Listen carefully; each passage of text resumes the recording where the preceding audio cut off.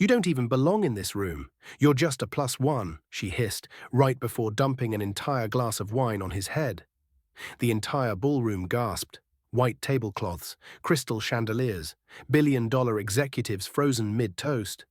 And there he stood, soaked in red, humiliated, silent. While his wife laughed, Angela Valen had just signed the biggest deal of her life, and $700 million tech acquisition that would crown her queen of the boardroom. Dressed in emerald red, eyes glittering with champagne and ego, she was untouchable, unstoppable, and utterly unaware that the man she'd just drenched, her husband Noah, owned the company that signed her deal. Rewind 24 hours. Angela had walked into the Four Seasons like a storm in heels. Her publicist trailed her, her assistant juggled 2 phones. And Noah?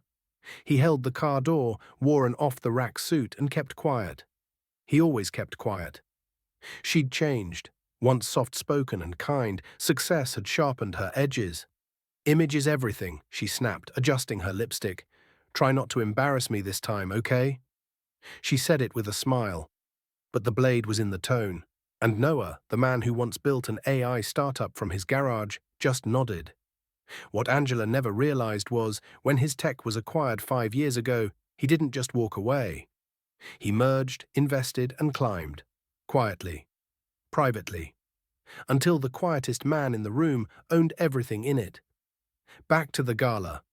Angela's voice thundered into the mic. "Tonight I sign the deal that changes everything for Valen Technologies. Thank you, Blackridge Holdings, for believing in me."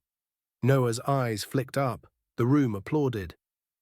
Angela kissed cheeks, clinked glasses, and left her husband standing near the dessert table like a forgotten coat. That's when it happened.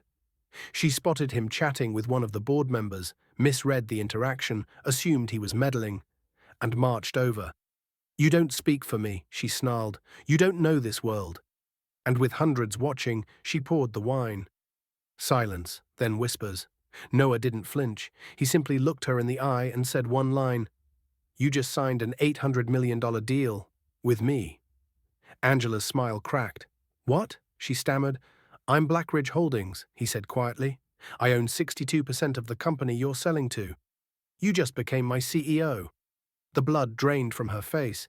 The entire ballroom turned. Now they were whispering about her.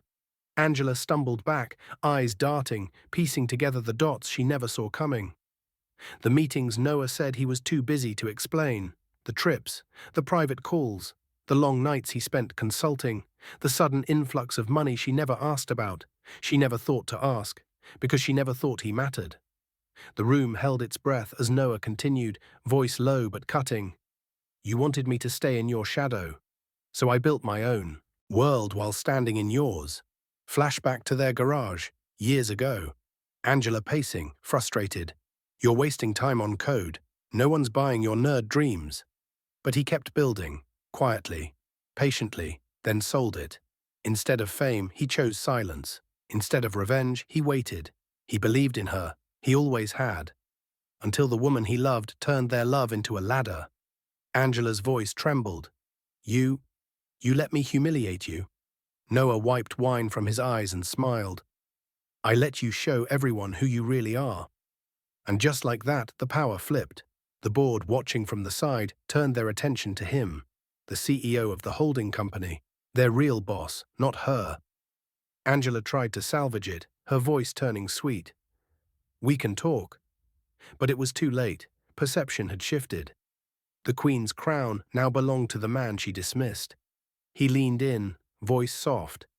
"I believed in you when no one else did. But you stopped believing in us, in me."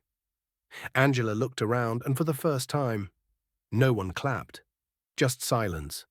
Later that night, as the ballroom emptied, she sat alone by the bar, her green dress stained.